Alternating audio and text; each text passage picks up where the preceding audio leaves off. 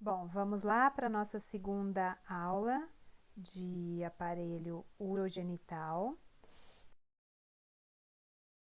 A gente vai falar sobre a pelve. Então, serão duas aulas em que a gente vai falar sobre a pelve. Por quê? Porque a pelve é a região que vai abrigar todos esses órgãos urogenitais e o final do digestório que nós já vimos, que é o reto e o ânus.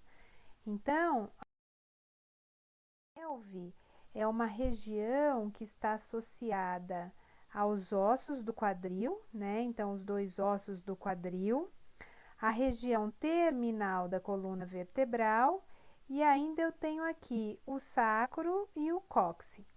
Então, a pelve é esta região em que eu tenho a articulação dos últimos ossos da coluna, sacro, cóccix e os dois ossos do quadril.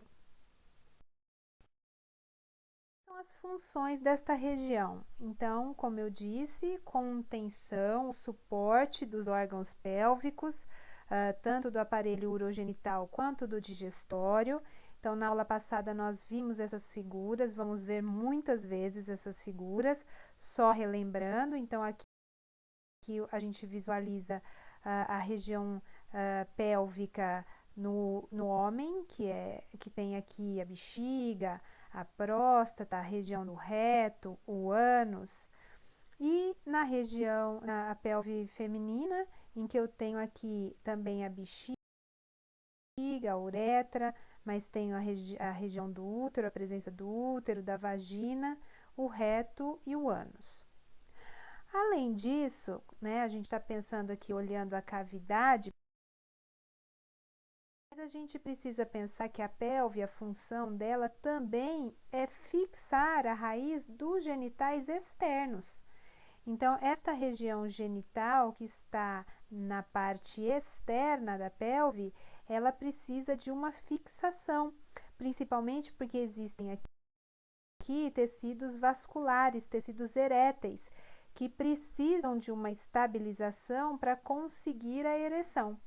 Então, aqui a gente visualiza a região externa da mulher, então aqui a gente visualiza o clitóris, aqui a gente visualiza a região próxima e lateral ao ósteo vaginal.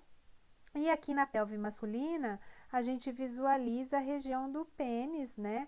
A região inicial do pênis, a raiz, e que fica aqui estruturada abaixo da sínfise púbica e precisa ser fixada. Bom, a gente relembra os ossos que formam a pelve. Então, o primeiro deles é o osso do quadril, vamos relembrar. Então, aqui é uma vista lateral. Como é que eu sei que é a vista lateral? Porque eu tenho a região do acetábulo. Então, é aqui que a cabeça do fêmur vai se articular. E aí, relembrando que o osso do quadril ele tem três grandes porções. Então, a primeira, o ilho, depois aqui a região do isquio e por último o pubis. O pubis é a região anterior. Desculpa. Bom, aqui na região do ilho, na vista lateral, eu tenho a região da crista ilíaca. Aqui as linhas glúteas posterior, anterior e inferior, as espinhas ilíacas antero superior e antero inferior, as espinhas ilíacas póstero superior e póstero inferior. Aqui então a grande região do acetábulo, forame obturado, túber isquiático, né? Não é porque acabou o locomotor que a gente esquece, né? Vamos relembrar. Virando o osso, olha lá, vista medial, região da fossa ilíaca, região da face auricular, onde eu vou ter articulação com o sacro. Aqui, lembrar as incisuras, que nós vamos falar muito, incisura isquiática maior e menor, a espinha isquiática, ainda vamos falar dela hoje, né? Os ramos do pubis e aqui a região novamente da crista ilíaca. Então, alguns dos acidentes dos ossos do quadril que vocês vão relembrar. Aqui existe ainda a presença de duas linhas que serão importantes para a demarcação das regiões pélvicas. Então, quando eu estou no ilho, existe uma linha que é chamada de linha arqueada. E aqui nesta região mais superior do púbis, eu tenho a linha pectínea. Esta grande linha, quando eu faço a junção dessas duas linhas, mais aqui a crista púbica, a gente vai chamar isto de linha terminal. Daqui um pouco eu falo de novo dela, tá? Então, linha terminal nesta região medial do osso. Bom, sacro e cóccix, vamos relembrar. Então, o sacro é na verdade formado da união de vértebras. Aqui as cristas sacrais medianas, a gente tem aqui as regiões de articulação com o L5, que é a última vértebra. Existe aqui no sacro um canal, que é o canal sacral, e a presença do cóccix, que se articula então com o ápice do sacro. Quais são as articulações desta região? Então, lá posteriormente, eu tenho uma articulação entre o sacro e o ilho, que é uma articulação chamada de sacroilíaca, é uma articulação sinovial plana. Anteriormente, uma articulação cartilaginosa, que é a sínfise púbica. Eu tenho a articulação aqui entre o osso do quadril e a cabeça do fêmur, que é uma articulação sinovial esferoidea. E ainda aqui, relembrando a articulação entre o sacro e o cóccix, que também é uma sínfise. E aqui, outra sínfise, que é o disco intervertebral, na sua articulação com entre L5 e o sacro. Então, essas são basicamente as articulações que eu tenho nessa região da pelve. E aí, esta pelve, na verdade, ela vai ser dividida em duas regiões. O que a gente chama de pelve maior e pelve menor. Então, nesta figura, imaginem que esta linha avermelhada, essa linha vermelha, ela está dividindo para cima esta região verde, que seria a pelve maior, e para baixo, esta região amarela, que seria a pelve menor. A pelve maior, então, ó, ela é relacionada à região mais superior dos ossos do quadril, a região inferior da coluna, mas ela é chamada de pelve falsa. Por quê? Porque, na verdade, embora ela esteja abraçada pelos ossos do quadril, ela ainda faz parte do abdômen. E aí, eu preciso que vocês relembrem da relação com o peritônio. Então, o peritônio vai até lá embaixo, formando aquilo que a gente fala sempre, o telhado da pelve. Então, até ali, eu preciso considerar cavidade abdominal. Então, embora essa região esteja abraçada pelos ossos do quadril, ela ainda é considerada abdômen. Lá embaixo do anel vermelho, eu tenho então a pelve menor. Esta pelve menor, sim, é a pelve verdadeira, que vai se relacionar com a parte mais inferior do osso do quadril, que vai se relacionar com o sacro, com o cóccix, e aí é esta região, então, que a gente chama de pelve verdadeira. Bom, e aí aqui uma outra forma de visualizar, então a gente tem aqui esta região de transição entre o que é a pelve maior, a pelve menor. Então, neste corte frontal, a gente visualiza essa região como se fosse uma taça. E aí, todo esse conteúdo é o que a gente chama, então, de cavidade pélvica, né? Então, de novo, a gente tem a formação de uma cavidade. Então, esta cavidade pélvica, ela vai conter, então, aqui, elementos tanto do sistema urinário, do sistema digestório, quanto do sistema reprodutor. Então, aqui ainda é a pelve maior, mas ela é considerada então cavidade abdominal. E aí, a partir desta linha, daquela linha vermelha que a gente viu na outra figura, eu tenho a pelve verdadeira. Então, a pelve verdadeira é quem vai realmente, de fato, abraçar o sistema urinário, digestório e reprodutor. Bom, mas aí a gente precisa já pensar num conceito de uma outra região que vai estar aqui em laranja, abaixo de um funil muscular, que é o diafragma da pelve. Então, o que acontece aqui? A gente imagina que a pelve ela é aberta, mas ela precisa sustentar os órgãos. Então, o que fecha esta região é um grupo de músculos que formam o chamado diafragma da pelve, né? Então, diafragma é uma estrutura que divide. Então, por exemplo, o músculo diafragma ele vai dividir tórax e abdômen. E agora, o diafragma da pelve vai dividir a pelve verdadeira do períneo. Então, o períneo é essa região mais distal do tronco. Então, olha lá, ele vai se localizar inferiormente ao assoalho da cavidade pélvica ou ao diafragma da cavidade pélvica.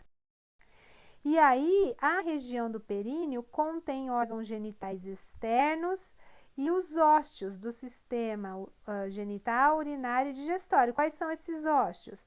Então, lá na mulher, a região da uretra, vagina e ânus, e no homem, a região da uretra e do ânus, tá? Então, importantíssimo esse conceito de períneo, inclusive é o nosso TBL, tá? Então, o períneo é esta região, então, que fica inferior ao assoalho da pelve, também podendo ser chamado de diafragma da pelve, que é um conjunto de músculos, tem uma forma, né, afunilada, aqui tá parecendo um coador de café, vamos dizer assim, e que é responsável pelo fechamento da região da pelve, ok? Aqui uma outra visão.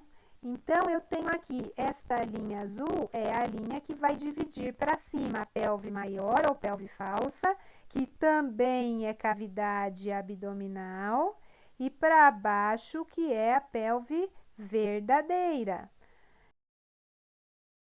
Bom, aí aqui ainda a gente visualiza esta região mais inferior, que seria a região do períneo, certo? Então, aqui uma vista, agora a vista lateral, para a gente visualizar essas regiões. Então, vamos falar um pouquinho mais. Na verdade, a pelve verdadeira, ela começa, então, no que a gente vai chamar de abertura superior da pelve, que, de novo, é aquela linha vermelha que a gente viu lá na primeira figura. Mas vamos detalhar aqui melhor agora, né? Então, o que acontece? Esta linha ela é formada, então, pelo promontório. O promontório é essa região mais anterior do sacro. Ah lá, vamos seguir aqui, ó. Depois, eu tenho a margem da asa do sacro. Depois, eu tenho a linha arqueada. Olha só, eu tenho aqui a região da linha pectínea, a crista púbica, e aí tudo isso forma a linha terminal. Então, esta região é o que a gente chama de abertura superior da pelve. Então, é este plano que define para cima o que vai ser pelve maior, pelve falsa ou cavidade abdominal, e para baixo o que é pelve verdadeira. Uma outra forma de olhar, olha só, então aqui a região da linha terminal, então a margem superior, e aí aqui a gente visualizando, ó, o forame obturado, aqui as espinhas, as incisuras isquiática maior e menor, e a gente já vê que além dos músculos do diafragma da pelve, eu vou ter alguns ligamentos que são importantes aqui, que nós vamos ver O porquê? Olha só, além dos músculos da região do diafragma da pelve, a gente tem alguns músculos que vão ajudar a fechar essa região mais lateral da pelve, que vocês já conhecem.